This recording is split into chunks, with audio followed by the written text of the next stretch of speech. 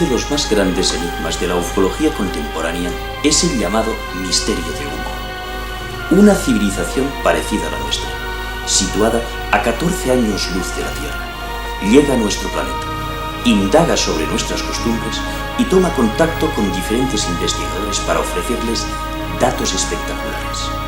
Antonio Rivera es uno de estos investigadores y nos explica con abundantes detalles quiénes son y qué ocurrió con los sumitas.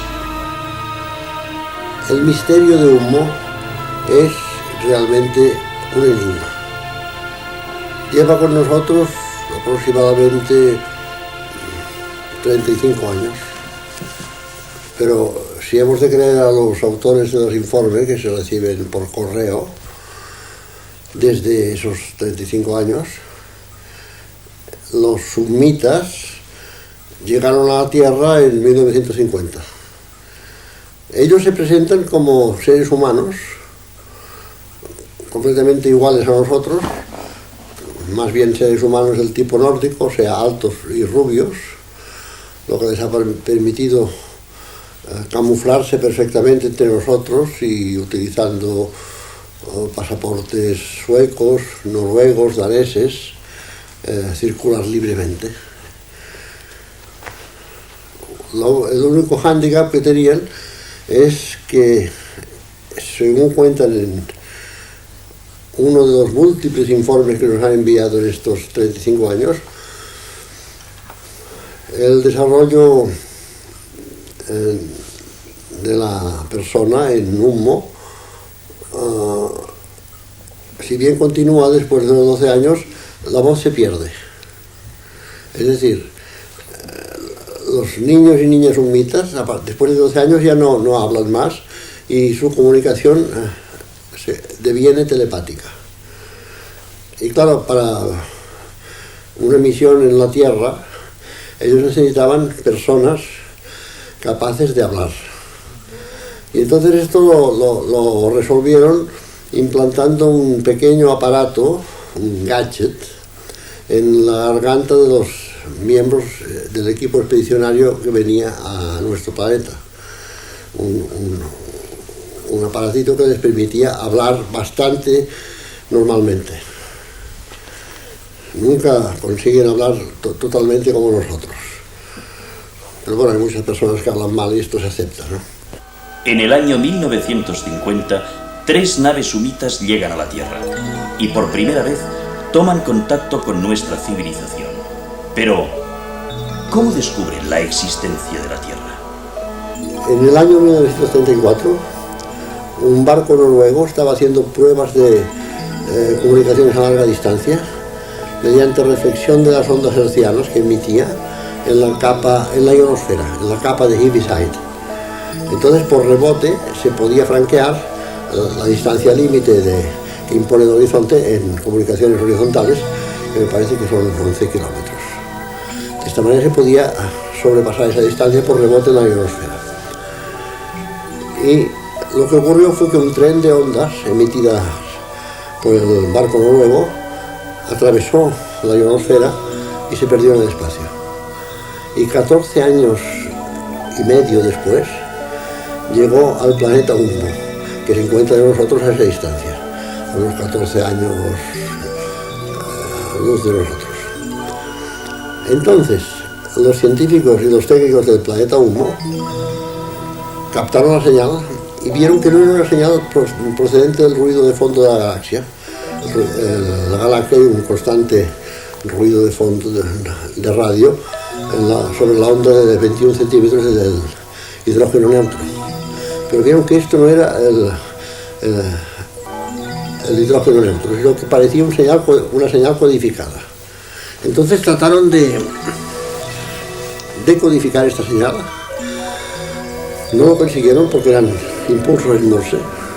Claro, ellos no conocían el alfabeto Morse, y menos el idioma terrestre, supongo que noruego, en que se envió este mensaje. Pero sí consiguieron ubicar la fuente emisora. Vieron que venía de un planeta que giraba alrededor de una estrella que estaba a unos 14 años luz de ellos. Ellos están en la constelación de la Virgen y orbitan alrededor de una estrella que ellos llaman Yuma y que en nuestros catálogos estelares identifican provisionalmente con la estrella Wolf 424. Dicen, nuestra Yuma puede ser vuestra Wolf 424. Entonces fue cuando comprendieron que aquello era un mensaje lanzado por alguien que poseía por lo menos radio. Radio significaba una civilización tecnológica bastante avanzada. Y decidieron organizar la primera, ahora ya es la primera palabra humita que voy a emplear, Inayuyisa, expedición a la Tierra. Porque en los informes UMO abundan las palabras humitas. Es decir, Inayuyisa, por ejemplo, y al lado ponen entre paréntesis expedición. Esto está plagado, los informes humitas, de palabras suyas, hasta tal punto que un investigador sevillano, querido amigo mío, Antonio Moya Cerpa, ha compilado un diccionario humita español-francés. En menos de un año, los humitas recorren 14 años luz desde su planeta hasta el nuestro. ¿Cómo lograron lo que para nosotros es una verdadera hazaña espacial imposible de realizar? Ellos dicen que nuestra idea del espacio es completamente errónea, falsa. Nosotros consideramos que la luz se propaga en línea recta y esto no es verdad. La luz se propaga siguiendo los pliegues y las curvaturas del espacio. Aparentemente nos parece en línea recta. Pero esto se relaciona con su teoría de los ibozou, otra palabra humita que podríamos traducir por partículas subatómicas. No es exactamente lo mismo, pero podríamos traducirlo. Y entonces ellos lo que hacen es saltar de un pliegue del espacio a otro para cortar distancias. Comparan el espacio, por ejemplo, a una sábana arrugada. La luz recorre todo el tejido de la sábana, subiendo, bajando, pero ellos van saltando de un pliegue a otro y acortan distancias. O bien pueden viajar por el hiperespacio. El hiperespacio es una palabra muy del agrado de los autores de ciencia ficción, y es un espacio fuera de la dimensión normal en que está nuestro universo. La primera expedición humita aterrizó en la Javi, en los Bajos Alpes franceses. Una vez llegados, se excavaron una gruta donde guardaron todo su equipo científico y además que les servía de vivienda. Y desde esa gruta organizaban expediciones por los alrededores para reconocer el terreno. Captaron nuestras emisiones de radio, se apercibieron de que en este mundo hay múltiples lenguas, contrariamente al suyo, que es un solo continente y una sola raza y una sola lengua. No hay la diversidad que existe en nuestro mundo. Se enteraron también al principio de su llegada ya de nuestro carácter belicoso, porque en fin, vieron que en un mundo donde había guerras, había terrorismo, había muchas cosas que ellos no conocían o habían tenido hacía mucho tiempo. Una noche un equipo de ellos penetró en una casa de labor que estaba cerca de la Javi y que luego ha sido identificada con una casa de campo llamada La Dépense de la Javi, y se llevaron una serie de cosas para estudio después de adormecer a sus ocupantes. Resulta que los ocupantes de esta casa de campo, curiosamente, eran españoles. Eran temporeros españoles llamados en Francia gardiens de troupeau, es decir, pastores de rebaños. Entre las cosas que se llevaron figuraba el contador de la electricidad, que al salir de la casa les llamó la atención porque era un aparato desconocido para ellos y lo llevaron. Se llevaron bombillas eléctricas, pastillas de jabón que de momento tomaron por alimentos. Se llevaron también las letras del pago de un tractor. Se llevaron un calendario perpetuo. Y poco tiempo después de esto, dos de ellos atravesaron la frontera española por Irún y se instalaron en Albacete.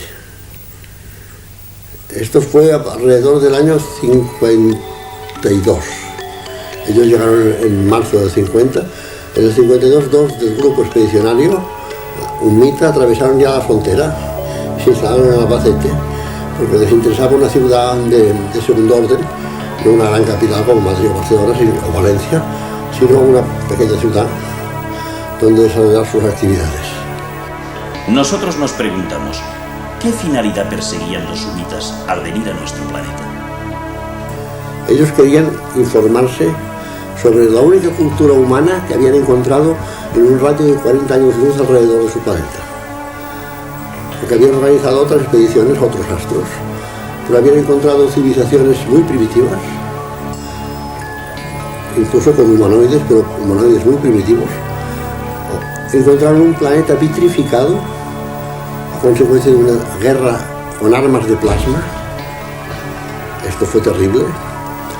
Y el único planeta extraordinariamente parecido al suyo que encontraron fue la Tierra, con hombres como ellos, con una atmósfera.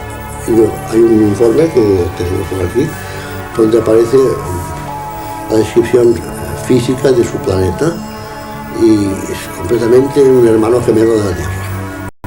Incluso la composición de la atmósfera es parecida, con oxígeno y nitrógeno en proporciones bastante semejantes. Y claro, esto pues les fascinó. Encontraron un mundo donde había una humanidad con unos cientos de años quizá de desarrollo científico inferior al suyo, pero con desarrollo científico y técnico. Y por eso querían ir recopilando toda la información que pudiese sobre nuestro mundo. Los UNMITAs sintieron una necesidad de reciprocidad para con nosotros, por lo que decidieron dejar testimonio de su cultura. Vamos ahora a darle algunas cosas, algunas muestrecitas de nuestra cultura, de nuestra ciencia, muestras que no puedan ser operativas, porque ellos cumplen rigurosamente una ley cósmica que impide influir en la cultura de otros mundos, porque esto puede ser peligrosísimo. Unos informes escritos a máquina, mecanografiados, que se reciben por correo normal y corriente, sin remitente o con un remitente falso.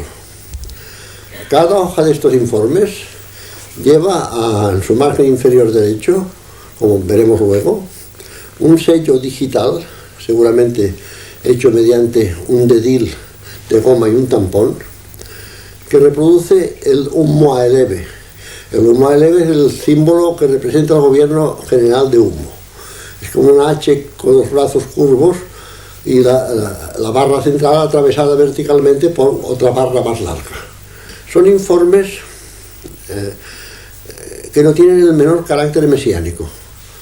Por ejemplo, comparando con los informes de supuestos extraterrestres que difunde la Fratellanza Cósmica de Eugenio Siragusa, estos informes son completamente distintos. Son informes muy asépticos, muy científicos, muy objetivos, sobre temas como astrofísica, genética, biología, cibernética, es decir, todos ellos temas científicos, expuestos de una manera soberbia, con un lenguaje muy preciso, con un empleo del idioma perfecto, y lo más importante es que nos presentan una ciencia que no tiene nada que ver con la terrestre. Es decir, es otra ciencia. Hay, por ejemplo, un informe sobre computadoras que no tiene nada que ver con nuestras computadoras. Sus computadoras son cristales de titanio, que el titanio cristaliza en el sistema cúbico, en los cuales se almacenan trillones de datos, por ejemplo, de un centímetro cúbico. Un cristalito de un centímetro cúbico de este tamaño, se pueden almacenar trillones de datos mediante la incidencia de dos finísimos rayos láser en el interior del cristal. Luego han enviado, en otras ocasiones han enviado los planos de una máquina reproductora de sonidos sin piezas móviles, ha enviado los planos de una máquina fotográfica con lentes gaseosas, donde el enfoque se hace modificando el índice de refracción de los lentes. Es una cosa muy ingeniosa. Han enviado un gravímetro, es decir, un aparato que permite medir la gravedad en cualquier punto del universo, independientemente de si hay atmósfera o no hay.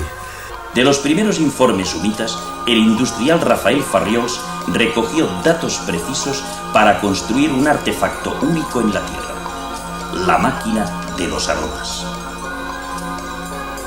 Este aparato que está aquí a la vista es la consecuencia de unas informaciones que hemos recibido de los sumitas, de los hombres de humo, que nos cuentan que tienen el sentido del olfato enormemente más desarrollado que nosotros mismos, que los hombres de la Tierra, hasta el punto de que son capaces de disfrutar con sinfonías organolépticas, es decir, una secuencia de olores que, ordenados de una manera determinada, pues producen la sensación de placer. Entonces, de acuerdo con esta información humita, se me ocurrió fabricar este aparato, que es, digamos, como un tocadiscos, pero que en lugar de producir sonidos alternativos y sucesivos, lo que produce es una secuencia de olores que tú puedes predeterminar apretando. Bueno, primero, naturalmente, en lugar de ponerse los auriculares, lo que hay que ponerse es una mascarilla en la nariz, y con unas bombas que hay aquí dentro te va inyectando el aire que está en cada uno de estos matraces, cuyo matraz, cada uno de ellos lleva un olor distinto. Entonces, de una forma manual, apretando los botones, vas percibiendo una sucesión de olores que tú puedes escoger: el número 1, el número 6, el número 5, o 3 veces el número 5, dejar un rato libre. Hay otra bomba que barre el recorrido del olor para que no se interfiera el uno con el otro. Y una vez que has compuesto, digamos, una sinfonía armónica a base de números, con este pequeño teclado que tiene el aparato, entonces se apuntan en un papel el 1, el 4, el 7, el 2, y se taladra una cinta de cartulina que se introduce aquí, y al ponerlo en marcha se traga el aparato a la cinta y reproduce la canción. La polémica sobre los informes sumitas continúa. Para Ribera, no existen dudas sobre la autenticidad del caso. Se han atribuido los informes a un personaje que vive en Madrid, llamado José Luis Jordán Peña, que es un psicólogo, un hombre de una gran cultura, evidentemente, pero, en mi modesta opinión, incapaz de hacer él solo la gran cantidad de informes científicos que se han recibido, que totalizan ya más de casi 2.000 hojas, 2.000 folios. Además, ya te digo, informes donde se trata de todo, de todas las materias científicas que se puedes imaginar. Entonces, o bien este señor dispone de un equipo de científicos, o bien tiene unos conocimientos verdaderamente enciclopédicos, que a mí me parece imposible. Yo he recibido cartas de los sumitas desde Londres, de Zimbabue, cartas de Kuala Lumpur, en Malasia, cartas desde la Mongolia exterior. Últimamente, la última carta llegó desde Cuba, en abril del año pasado. O sea que todo esto exige una organización importante y mucho dinero y gastos. Además, mantener una broma de este tipo durante 35 años yo lo veo muy difícil. Los bromistas se van haciendo viejos. Si es una cosa montada por un grupo de estudiantes de ciencias, como se ha dicho, por ejemplo, pues estos estudiantes salen de la universidad, ejercen su profesión, se casan, tienen una familia y no están para organizar bromitas de este tipo. Una maniobra de la CIA. ¿Qué conseguiría la CIA con esto? La teoría más de moda ahora en Francia, donde el asunto humo lo acaban de descubrir y está haciendo furor, es que era un montaje de la KGB. Bueno, esto ha sido a raíz de un libro de Renaud Maric, un joven investigador francés, titulado L'affaire Humeau, les extraterrestres qui sont venus du foie, los extraterrestres que han venido del frío. Pero esto no es honrado, no está bien montar una hipótesis escamoteando aquellas partes del asunto que no encajan en nuestra hipótesis. Es lo que ha hecho Maric. Las hipótesis, para ser buenas, tienen que abarcar la totalidad de un fenómeno. Si se escamotea o se oculta una parte, ya no es una hipótesis válida. Y Maric, en su libro, oculta cuidadosamente que los humitas en muchos informes hablan de Dios, al que ellos llaman Boa. Y claro, tanto Dios como el alma no figuran en la gran enciclopedia soviética, que seguramente es el libro que consultaban los agentes del KGB, redactores de los informes, ¿no? Entonces no podían citarlos, pero Maric de eso no dice nada. ¿No? El caso más espectacular de avistamiento humita es el famoso ovni de San José de Valderas. El 1 de junio de 1967, el diario Informaciones de Madrid publicó fotos de un platillo volante que se había visto el día antes sobre la colonia madrileña de San José de Valderas, y al parecer un fotógrafo anónimo había repetido una serie de 9 fotografías a Antonio San Antonio, que era un redactor de Informaciones. Había repetido anónimamente. Rafael Farrigol Riot decidimos investigar este caso como un simple avistamiento ovni, sin meter a humo para nada, pese a que el objeto avistado y fotografiado tenía en su panza el emblema de humo, la famosa H con la curvada. Pero nosotros lo investigamos como un avistamiento y aterrizaje. Es decir, el lenguaje actual sería un encuentro cercano del tercer tipo y un encuentro cercano del segundo tipo. Porque hubo los dos. Además, esto estuvo precedido en el año 76, en febrero del 76, de un aterrizaje en Aluche, otro barrio de Madrid, que dejó huellas en el suelo, de una nave de idénticas características. Además de los testigos presenciales que avistaron el ovni con el símbolo de humo perfectamente visible, se analizaron con minuciosidad las diferentes fotografías tomadas, que demuestran que ninguna de ellas fue trucada. Antonio Rivera guarda celosamente en su despacho un amplio dossier con cartas, documentos e información general relacionados con este apasionante y controvertido caso Humo. Muchos de estos escritos son informes y correspondencia que ha recibido a lo largo de los años. A su vez, una ingente cantidad de fotografías que el decano ufólogo también conserva nos dan la pauta de que podríamos estar ante uno de los casos más fascinantes en la historia de la humanidad y su posible contacto con otras inteligencias del cosmos.